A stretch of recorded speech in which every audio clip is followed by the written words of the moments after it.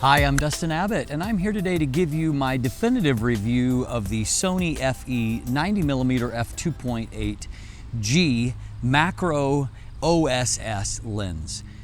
Now, a stabilized macro lens is probably not going to be anyone's first lens choice or first lens in their kit, unless macro is really your primary photography that you do. But for many people, a macro lens is going to come along as, kind of in my mind, it's a good around a third lens option.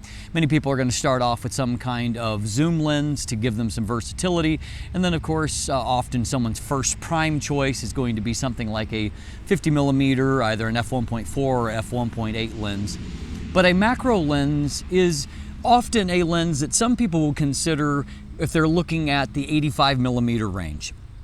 So for example, in many cases, I've advised someone who is considering, say between Tamron has close to the same time they came out with an 85mm f1.8 and a 90mm f2.8 macro lens. And in many cases, I advise people to go for the macro lens because the macro lens doubles as a great portrait lens, as we're going to see today. But it also opens up a whole realm of other possibilities when it comes to doing the macro work and, a whole different aspect of photography that can really give you some just incredibly brilliant images. In some cases, some macro lenses really are specialist tools. They don't have very good autofocus, for example, or maybe no autofocus at all.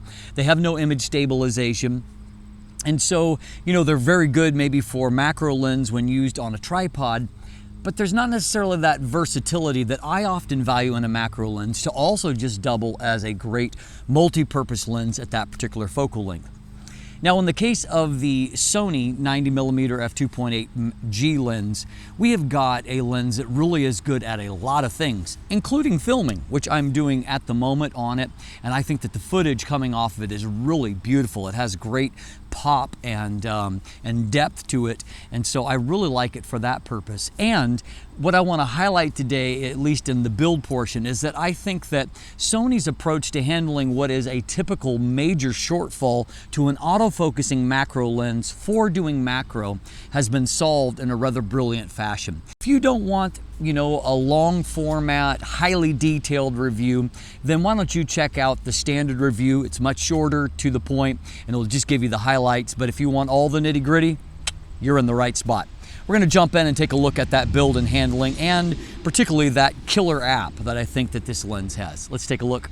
So taking a quick look at the overall general appearance of this lens, I find it somewhere in between, kind of in a transition series. And so this lens came out in, I believe, early 2017. And so what we see is some of the kind of new branding and look that Sony was moving towards, kind of towards the lessening of the partnership with Zeiss. And so we don't see any Zeiss badging here. And we do see the inclusion of the focus hold button, which started to debut during this time. What we don't see is an aperture ring like is commonly seen on the GM lenses and even on some of the G lenses as well. Kind of the standout feature here in the design that I really want to bring emphasis to, because I think it's the genius in this, and that is right here. At first I looked at this clutch mechanism, and so I first, just generally looking at it, I saw, oh, there's no AF/MF switch, and then looking up here I saw that there was a clutch mechanism. And my initial reaction was, oh, that's kind of clunky. I mean, the last time I've seen that is on Tokina lenses, and so it seemed like a dated thing to me that I hadn't seen for a long time. However, what we've got here is the ability to solve what is the primary problem with most mirrorless lenses. And so here in AF mode, you can see that there is no resistance on the ring, that it just moves endlessly. And so that's, the typical mirrorless design, to where any kind of input on a manual focus ring would run through the focus motor and then drive the elements themselves. But what Sony has done very cleverly here is that by using this coupling here, it enables us to go from an electronic focus by wire into a fully mechanical focus ring here with dedicated hard stops, great feel and damping, to where you can focus with one finger, but you have a lot of precision, to where this ends up being, by far the nicest manual focus ring that I have seen on an autofocus lens. And so it definitely is much, much better than what I've got here on this Canon lens. The Canon lens feels that imprecise way that an autofocus lens does. Whereas this feels much more like a Zeiss lens in terms of the actual quality of focus. So I actually think this is genius. They've enabled you to have the benefits of a manual focus ring for macro, which most people that are really seriously into macro, that is their top choice for doing macro work. But you can very quickly and easily clutch it up into autofocus for every other kind of photography, or if you're not looking to manually focus, and without any kind of hindrance on the autofocus portion.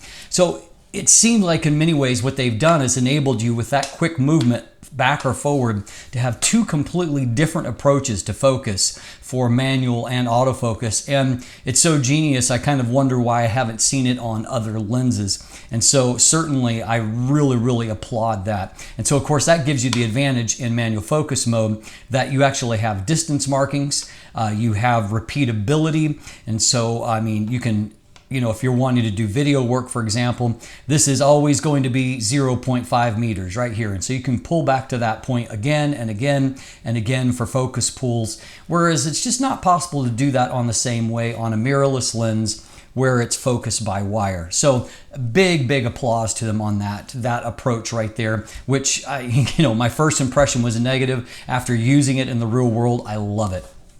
So focus hold button, obviously that's now pretty standard on Sony lenses, and it certainly has useful applications depending upon what value you assign to it in camera.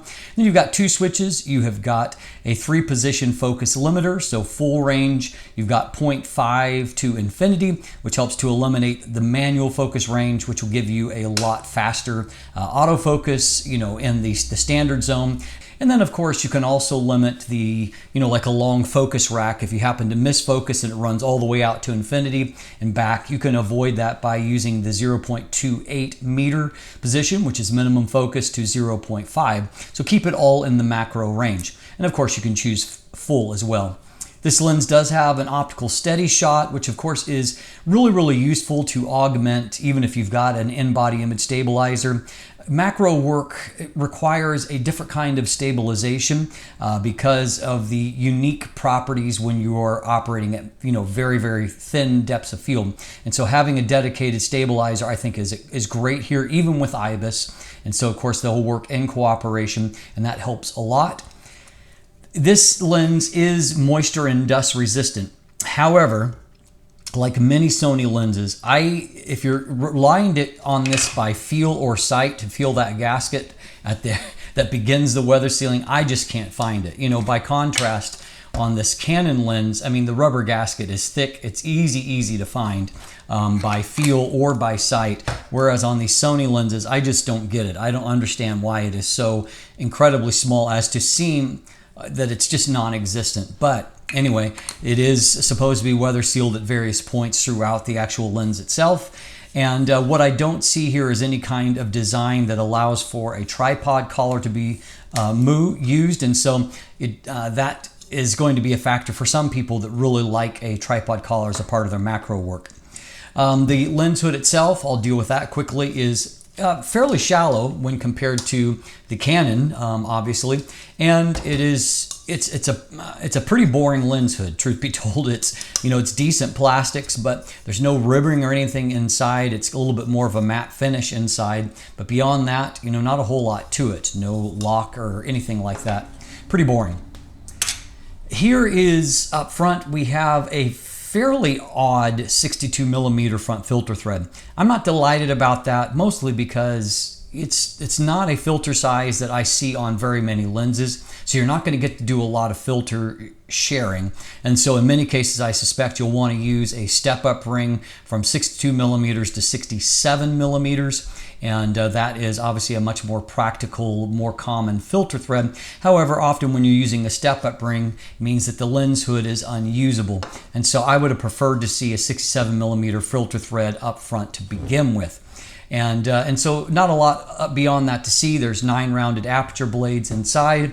Here you can see a look at the aperture shape as you stop it down. One thing I do note is that you can see a little bit of the what appears to be the shape of the aperture blades even at a full wide open f2.8 aperture. And so I suspect that you actually got, because of the focus distance, much like the way that the Zeiss Batis 40mm worked, you actually are already starting to close down that aperture a little bit at closer focus ranges, even though that's not purely at macro. So I suspect that's what you see there. Just to give you an idea of a physical comparison to what I consider to be a pretty comparable lens, one that I'm very familiar with. I've owned this Canon L series lens for nearly 10 years at this point. And so it also is, you know, it's a high grade lens. It's got an image stabilizer, and it's a similar, not identical, but similar 100mm to 90mm focal length. So as far as these overall specifications, the Sony is right over 130 millimeters long, so a little bit longer than the Canon, which is 123 millimeters.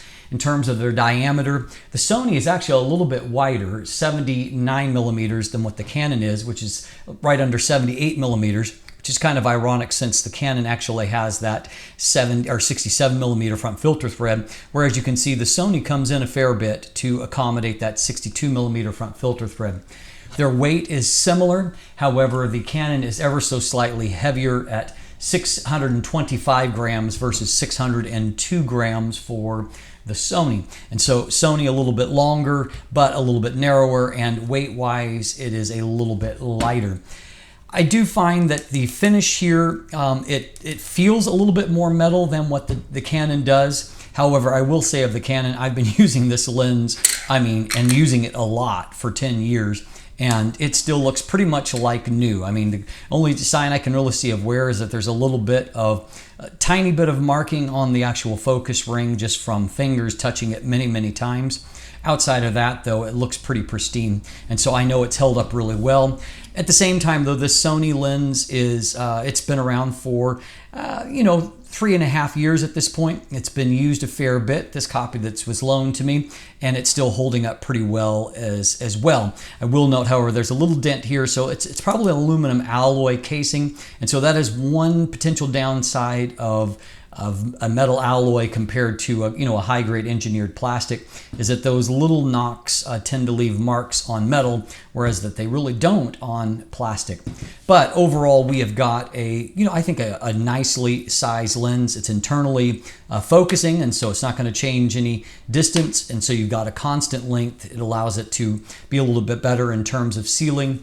So overall, a very, very nice design, and standout feature, of course, is having a true manual focus ring when you want to manually focus. And so as you can see, I really think that clutch mechanism, even though it threw me to begin with, it really is kind of the brilliant design aspect here, which enables this lens to be a fantastic dedicated macro lens with a true manual focus macro capability. But at the same time, it doubles as a fantastic, just general purpose lens with very fast autofocus, and even for video work, very smooth and quiet autofocus. Why don't we take a look at our focus pulls, and we can see just how smooth and how quiet it is.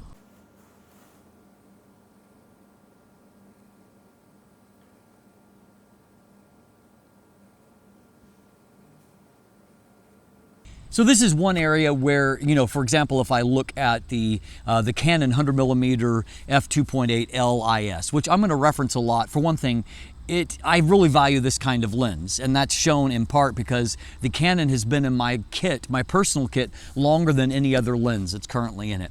There's a lot of lenses that have come and gone, but I hang on to that lens because it is so versatile, and I think that the Sony's in the same category.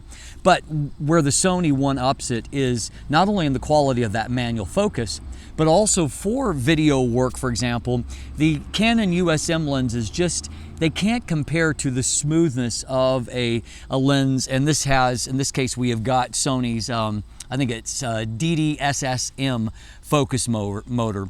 And what it is a high torque, a linear type motor that really, is able to give you really fast, very quiet autofocus, but also smooth and quiet focus pulls, which is something that Canon just doesn't match.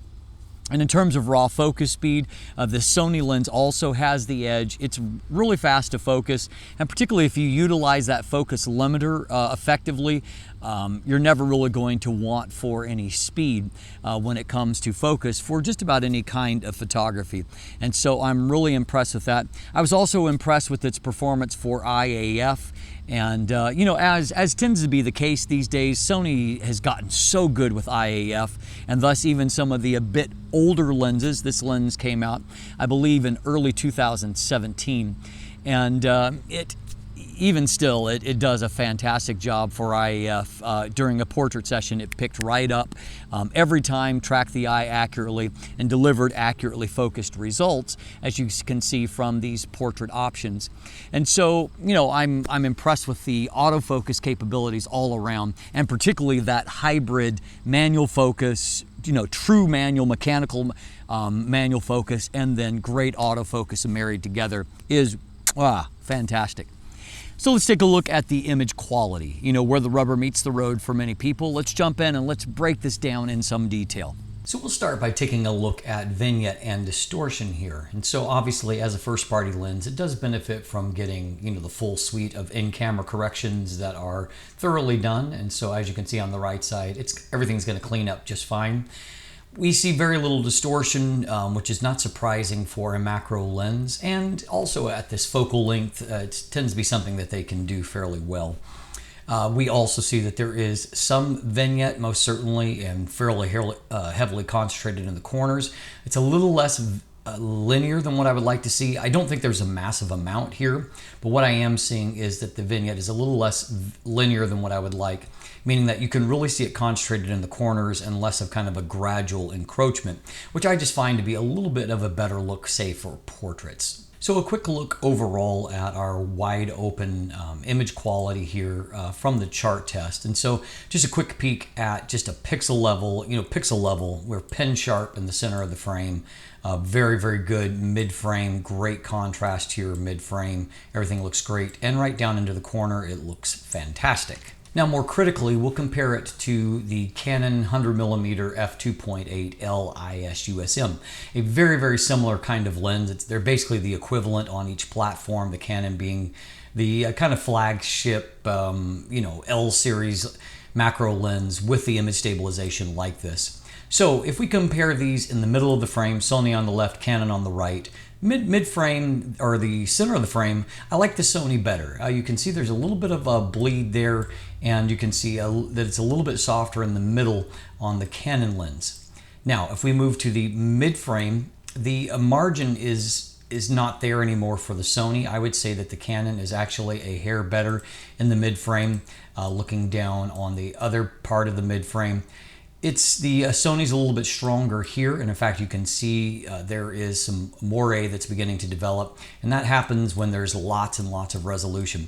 If we move down towards the corner, what we find is that the Canon's profile is not as good, so the Sony is a little bit better corrected. And in the corner, their performance is roughly similar. I do think that there's a little bit of lateral chromatic aberrations that you can see here that are corrected on the Sony. So that is an advantage there. And you can also see that here, even though I think the Canon is every bit as sharp, it does have a little bit of lateral chromatic aberration. So how does that translate in the real world? Well, here on a 42 megapixel A7R Mark III, it's pretty fantastic. F2.8, this is at a pixel level. I mean, contrast and resolution are fabulous. And of course, you also couple with that a beautiful fade off there. Very nice bokeh, which we'll examine a little bit more. Here again, on my dog, you can see even indoors and in far poor light, you've still got really, really nice resolution and delineation. And finally, moving beyond that, we'll back out for a second. At a near one-to-one macro level, very, very close here, you can see that we've also got really, really great resolution and contrast. And so at 3 different kind of focus distances, we can see a really strong performance. And by the way, this is an out-of-camera, basically, image. Beautiful color rendition as well. Now, if we can extend our comparison out to F4, we find, we'll go back into a 2:1 pixel level here, we find that the Canon has made great strides in the center of the frame. And so now I would say it's quite close in terms of the contrast and resolution. There is still a little bit of lateral chromatic aberrations that do mar the Canon's image just a little bit by comparison. In the mid frame, we see that the Sony has made a lot of improvement, and so you're starting to see that moire pattern here. You don't see it as much on the Canon, so it tells me that there's a little bit more contrast and resolution showing up on the Sony side. f5.6, we can see here that the center, of course, is looking really fantastic on both of them. I would say the Canon has definitely caught up in terms of overall resolution. My only complaint being that lateral chromatic aberration. Mid-frame, the Sony has a little bit more mid-frame pop, I would say. And down in the corner, going back to the lower right corner, I would say that the Canon is ever so slightly better in the corner. So what we're seeing basically is a trade-off, some give and take across the frame. Now at smaller aperture values, obviously you're getting like f5.6, you're getting really great resolution here. You can see there's just a lot of really great information here across the frame. However, because it's a longer focal length, even at f5.6, if you have some depth to your shot, you'll see that there's still a fair bit that is defocused here. So it really depends a lot on your plane of focus. Once again, this is f5.6, but you can see the foreground defocused, the background defocused, and basically we've only got a fairly narrow window that's in focus. So just know if you're shooting landscape type images that you're going to have to contend with this just a little bit. And so here, great contrast, great resolution, and same point here, the background, even though I am a fair distance from my subject here, probably about 50 feet, somewhere around 17 meters, you'll see that the background is still quite out of focus. So we've determined there's lots of resolution. How about control of chromatic aberrations, specifically lateral chromatic aberrations? What we're going to see here, again, Sony on the left, is that it does best the Canon by a little bit here. There's a little bit more green fringing apparent there on the Canon, and also a little bit more, though not by much, but just a little bit more purple fringing there. We see a nice inky level of contrast here on the Sony, on the plane of focus. Overall, this is a really strong performance, as I would expect from a macro lens like this. So for my minimum focus test, I typically use this bill right here on the chart. So you know what we're looking at, because in this case, we're going to go really close to it. So that represents minimum focus distance there. And so as you can see, if we move into a pixel level, you can see the weave and the cloth, all the little bits of ink. And so it's obviously delivering a really strong performance at minimum focus, as you would expect from a designated macro lens. Now I like to run a test somewhat like this so I can take a look at the aperture shape as you start to stop the lens down. So I've got a few unique observations here. First of all, we'll take a look at the plane of focus.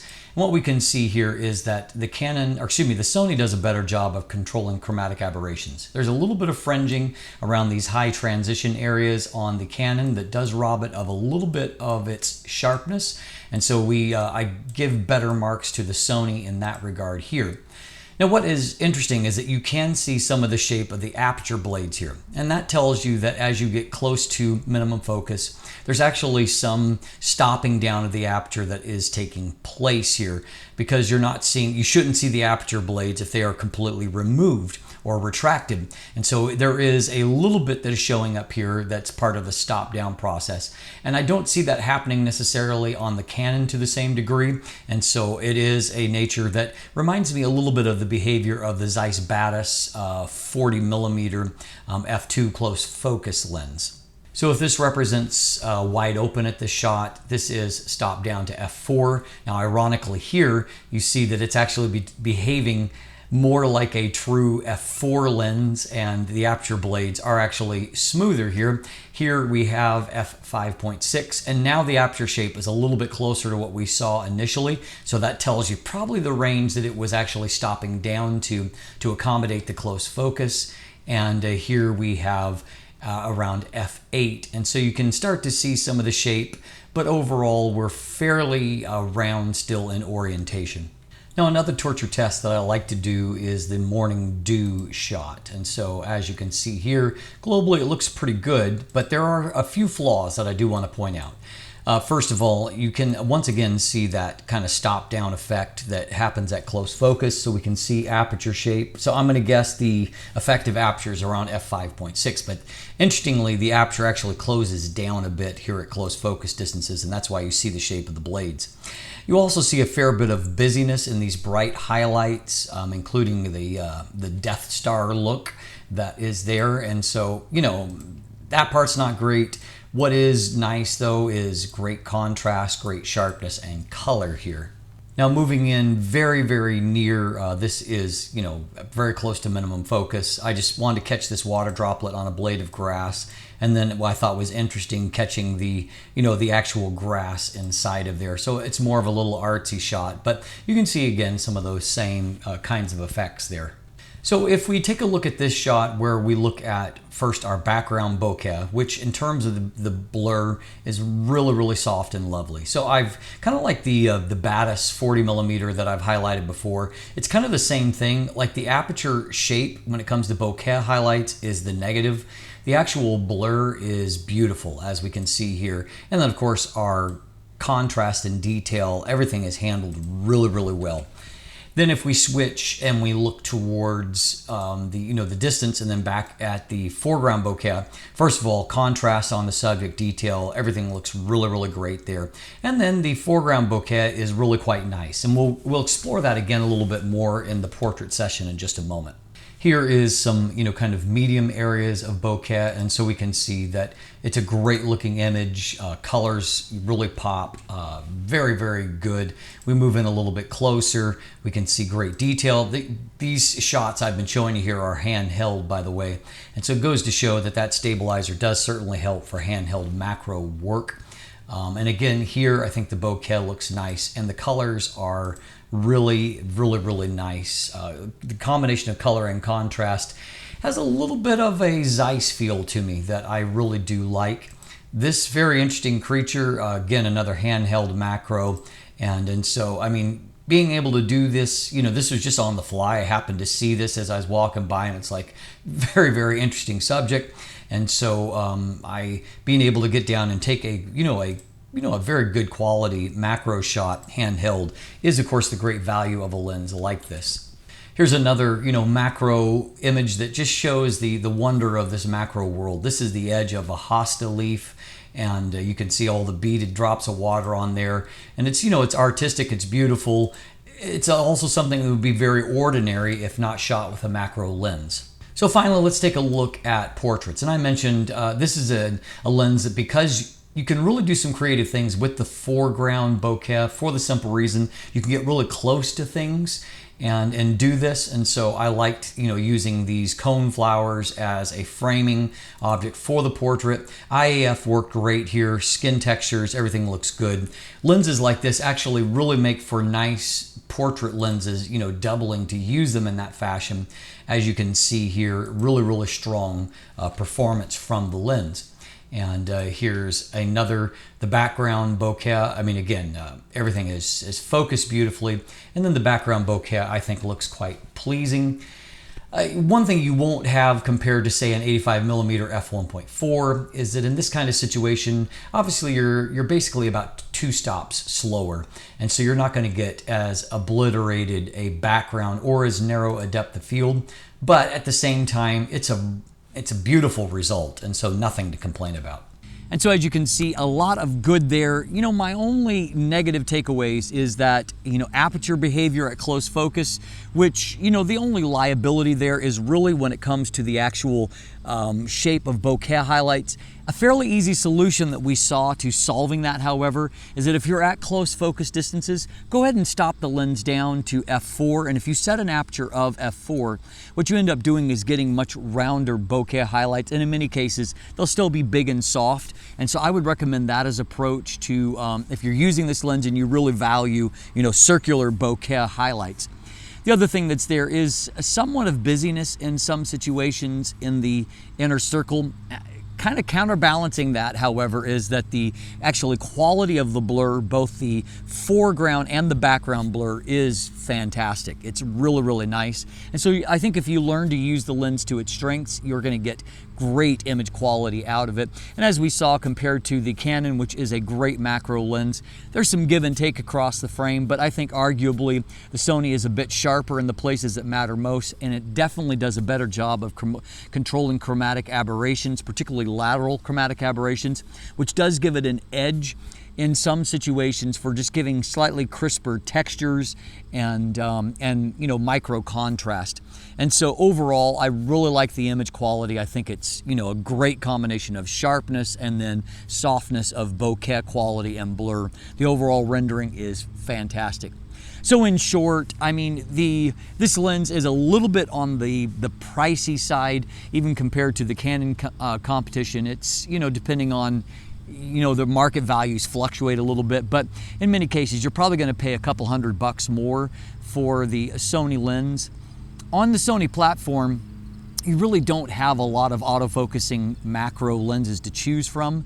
And while the Sigma 70mm f2.8 art lens is a very sharp lens, it is very much more in that category of a specialist tool that I talked about at the beginning of the review.